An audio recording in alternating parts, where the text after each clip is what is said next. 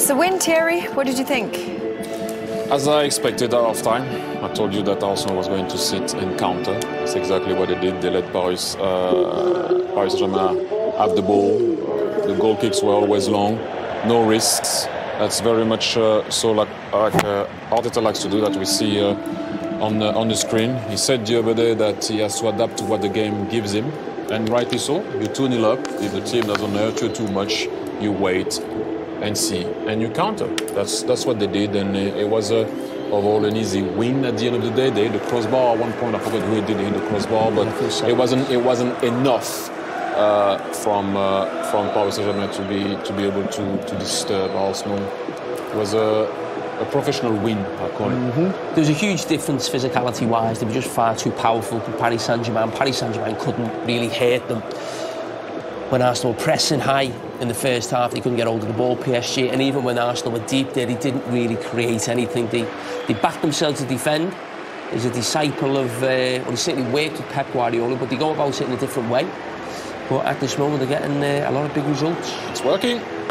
It is. Well, this match was brought to you by... Very warm welcome, everybody. If you were watching on the Golasso Show with Nico Cantor and friends, good to have you with us. We're going to go to a very quick break right here, but we'll be right back with interviews, analysis, highlights, everything. We've got 32 goals to try and get through. We may not get through them all. What is it? Is it breast, Mike, or is that what's got to you, or what is it? Boniface. Boniface. Okay. Well, 32 goals. Stick with us. Look at this guy's crying. Good evening. So good to have you with us. Thanks for sticking around for the post-game. Kate, Thierry, Jamie, Micah, good to have you with us. We're going to go through a bunch of the action. Let's start with that game between Arsenal PSG. On paper, perhaps the game of match day 2. Let's take a look at how it played out. 2-0 the final score for Arsenal. On this one, we'll take you through the goals. Again, Kai Havertz with the first for Arsenal. Great work from Leandro Trossard. As you can see here, you're going to see the usual run of Kai Havertz. Bukayo Saka is on the second post. Kai Havertz reads it well. What a delivery, from Trossard, and Kai Havertz gets in way before Donnarumma. But yeah, just look at this, the running there, the way he's slowing it up, and then he goes quicker, then he slows up again for the timing. The ball was perfect, but the timing of the run was connection. He saw that, obviously Trossard saw that, and then he couldn't go too early, he would have been offside. Correct. So he timed his run, and he does that ever so well. He scored a very similar goal against Wolverhampton at the beginning of the season. So we see all those players at the back. We see that so often from Arsenal, doesn't it? Whether that was a miss-hit from Saka, was it something deliberate? You know, you never quite know with Arsenal. And normally Saka's delivery is so good, right on point. But I agree with you, Thierry. I think the goalkeeper's got to do better. It's not easy. It's right in front of him, but he just flaps at it at the last minute. And I think when Arsenal go 2-0 up now, you almost feel like the game's done, don't you, Micah? Honestly, he's such a good player going forward. I mean, he struggled at times defensively, but really good strike. Just doesn't get the right amount of sort of bend. And then another opportunity for Paris Saint-Germain on a set piece, very Arsenal-like, from João Neves. Yes, I mean, a very difficult skill what he tried to do, but the ball did hit the crossbar. As you can see here, it's kind of, let's try to hit it and see where it goes. But if the ball went second post, Barcola was alone. But he went on a crossbar. Ridiculous stat. 81 shots, and have not, because we had a conversation about Mbappe and obviously Dembele not being there tonight, and the difference. So much of this team was relying on the brilliance of Kylian Mbappe. Now we're seeing they're still creating chances because if you're taking 81 shots, but there's no killer instinct in front of goal at this moment in time. You have to. I'm gonna play the devil's advocate. Some of those shots were also when Mbappe was in the squad, so they didn't score since when he was there. They scored against Girona, but we all know that it was an own goal. We're talking about them, a Paris Saint-Germain player, scoring in the Champions League. So it happened when Mbappe was there, and it's still happening now. I still think it's a different ball game when you do have a Verratti, when you have Dembele could have been there, but he was punished. You don't have, we talked about it, obviously Mbappe in the squad, or Dembele, obviously, as we mentioned, as he was out. But the team is well balanced. They had the ball. They had a lot of possession. That's about it. You don't have that match winner, that game winner that you had in the past. Yes, the team is a bit more well balanced. You can see that there is an idea when they approach the other team.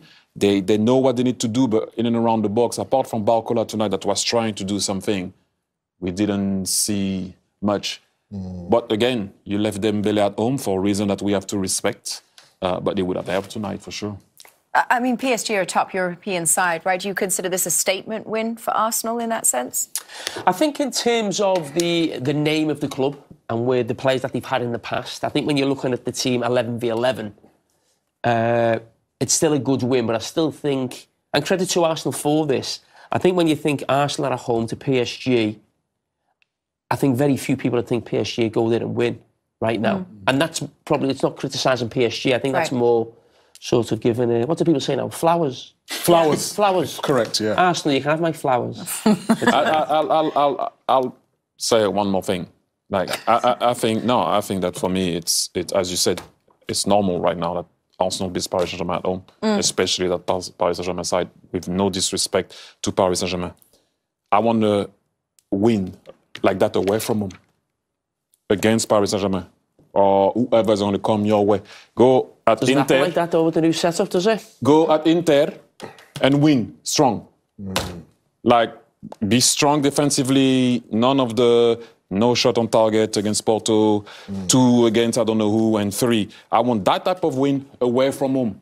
Then I can talk about and be loud as an Arsenal fan saying, hey, we can win in Europe. Hey, we didn't. Hey. We can win. I didn't. That was loud. No, listen, I didn't win with Arsenal also in Europe. Don't get me wrong.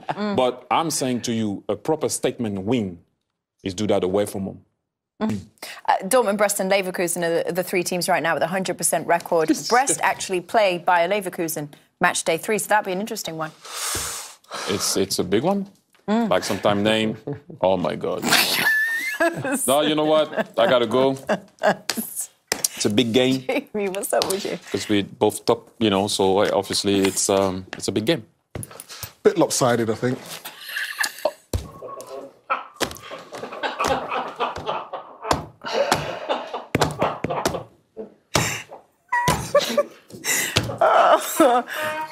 Anyway, should we? Sure. Oh, good news, everybody. We have a guest coming into the show. They'll enjoy joining this, won't they? Apparently, Karim Adeyemi is getting mic'd up to come and join us on this one. Woo. You good? I am great. Patrick tonight. Did you enjoy his performance? Yeah, it was brilliant. I mean, Adeyemi is just one of them players who excites you every time you watch him, whether he's playing on the right, the left, dribbling, he runs in behind. And a hat-trick tonight was just great. But he did get an injury, which we'll ask him about. Yes, we will. Hopefully he's OK, because... Rice doesn't look too badly injured, hobbling a little bit, but what do you make of Arsenal's performance? Yeah, no, I'd be really pleased. Arteta probably looked about 78% capacity, most of those Arsenal players. And what I look about Arsenal, we're seeing more of it these days. They can play anyway. They can go after you, press you high up the pitch. At times they drop off. They're prepared to allow you to have the ball. They actually entice you into their half the pitch, such as the confidence they have in their defensive structure now, and they can braid out quickly and hurt you on the counter-attack. So more of a battle-hardened Arsenal team against the kind of work-in-progress you felt PSG team, who were out some of their best players. They had no focal point to the attack. Martin makes the point correctly about the midfield 3, a little bit samey in there, playing a lot of safe passes, but they probably didn't have that focal point. Ramos up front, that number 9 who was pinning centre-half, saying, yeah, give it the ball into me feet, you can play off me. No Dembele, who's a big player for them off the right-hand side. So I'd cut them a little bit of slack, but certainly they need to improve. You're giving Arsenal a chance to win the big ones this year, the Champions League and especially the Premier League. Shay, you're not so sure? Any more convinced after tonight? Because that's a high-quality outfit. Yeah, I'm still not convinced until they prove me wrong, I suppose, and get their hands on some silverware. Then I still think... I know Havertz has scored a game, but I still think they're lacking maybe a focal point when it comes to the latter stages of the season. Big games, it comes down to the final home straight. And even in the Champions League as well, have they got that big player to step up and get them? And time will tell, and Arsenal fans will be probably shouting at the TV will prove him wrong, because you can be left with egg on your face, I suppose, if they pull it off. Well, they are finding different ways to do it. Set pieces is one way, which is as old school as it gets, Martin, and they've also got the Havertz and these non-traditional strikers who are chipping in. Yeah, well, you talk about set pieces, it's part of the game. And a couple of years ago, I think it was the opening match of the season, a couple of years when they went to Brentford, and they were absolutely mauled, for set pieces. And they've learned about that there. Not only have they learned defensively, but offensively as well too. So it's a big part of the game. But they can play as well too. Saka's a brilliant footballer. I know I mentioned this earlier, but to me, He's the outstanding player. He's the most creative player. And Arsenal play relatively simple in many aspects. Strong midfield, really strong in the midfield, strong running midfield, but eventually overload so that they can get Saka on a one-to-one situations. And invariably, he'll go past players. Saka's a great example. We know, as Martin spoke about, his qualities there, technical ability, assists, his numbers are phenomenal off the chart. But his work rate. Now, if there was a lesson there we mentioned Bukayo before the game, didn't have a great night. But being on the same pitch as Saka tonight is an indicator to him the level he has to get at. Not only in possession, but out of position. How hard Saka works for the team is absolutely phenomenal. You're losing faith in Bukayo? No, I'm sticking with him. Sticking with him for now, yeah. He's destined for the top. He's destined for the top, that kid. No, he's not. Might just take a little bit longer than Kenny had planned. We'll be back after the break to talk. From our game is a comfortable scoreline, certainly from an Arsenal point of view. Martin O'Neill, was it a comfortable performance, do you think? It looks that way. They've got 2 goals, and Paris Saint-Germain have just handed the goals to them, really. You know what I can't understand, really, about this game? Is that Paris Saint-Germain have been watching Arsenal. They must have been watching some of their matches here. Everybody knows in European football that the most creative player Arsenal have is Saka. And every single week, Arsenal try and isolate the position so that he's one-on-one. So Mendes is having a really difficult time. Barcola, his young man, going forward maybe might be all right, although I'm not too sure about that either. But in all honesty, has been no help to him whatsoever. So one-on-one situations all night long, and it's so. And this coaching business, that is the easiest thing in the world to do, is to try and get someone else who can help out there. And honestly, you can deal with that situation then if you've got somebody in behind to help. I really do not understand it. Kenny, you said at the weekend that Trossard owed his manager one for the sending off against Man City. He delivered late on at the weekend, and he's done it again to set up Kai Havertz for this goal. Yeah, pretty typical of Trossard, this. Obviously, he hasn't got that kind of electric pace to kind of burn players, but clever operator, picks up the ball in pockets. His head is always up. Could have lent it to Martinelli there, but he doesn't. Checks on the inside, and this is just pitch perfect for Kai Havertz, just inviting him to go and head it. I'd question Mark the patch and Nunes. The run of Havertz, they have to deal with that between them. They have to close the gap and at least put in a contest. They don't. Far too easy. Goalkeeper Shay? Yeah, it's disappointing. I think goalkeeping is obviously about shot stopping, coming for crosses, dealing with balls into the box, but also it's about decision making. And for me, Donnarumma has made the wrong decision. I think the quality of Trossard's too good. And obviously Kai Havertz, we've seen, as you said, Owen, at the start, makes that run nearly every week. If he stays, though, if Donnarumma stays, surely... I think he's got a chance. I really do. Havertz going to head in from I think if you're on your line and you're in a set position, you've got a chance of stepping and diving and getting it. You know, or the other option is if he's coming, there's no way that Havertz is getting the ball. And if he does head it, Havertz on the end of my fist because he's getting something at that point. Should be in that situation, though, the goalkeeper. The left side is centre-half. He's seen Havertz come from 10 yards away. You've got to track the run. You've got to drop into the space. And if you don't win the header, at the very least, you've got to disrupt the run from Havertz. And that ball goes behind for a goal kick. PSG had their chances. They had their moments in the first half. They have. It's amazing when you watch the game and it's 2-0. PSG have a 61% possession, would you believe, on in the first half, which was incredible. But Arsenal have done the business, they've got the goals, but they've showed glimpses. We're just going to show little glimpses here. This is Kenny's pal Barcola down the left. I think there's something in this player from an attacking point of view. I don't think you'll see this little flick. Timber does well in the sense at the end, but again, just another fraction in that ball, and he's in. This is Mendes, the left back. They're probably getting a lot of joy from their fullbacks, actually. Both very, very quick. And you see at the top of the picture here, Hakimi, this guy looked like he jumped on a motorbike to get on the end of this because he had 4 yards on Calafiori to catch up. And again, it's a really good save from David Raya.